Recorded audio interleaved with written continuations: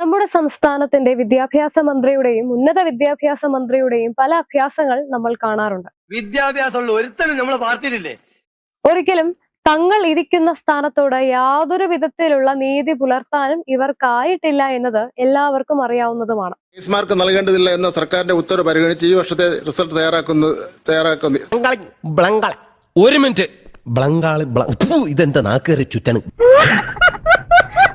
എടുത്തു പറയേണ്ടത് വിദ്യാഭ്യാസ മന്ത്രി ശിവൻകുട്ടിയുടെ ഓരോരോ അഭ്യാസങ്ങളാണ്. ഗ്രേസ് മാർക്ക് നൽകേണ്ടതില്ല എന്ന സർക്കാരിന്റെ ഉത്തരവ് പരിഗണിച്ച് ഈ വർഷത്തെ റിസൾട്ട്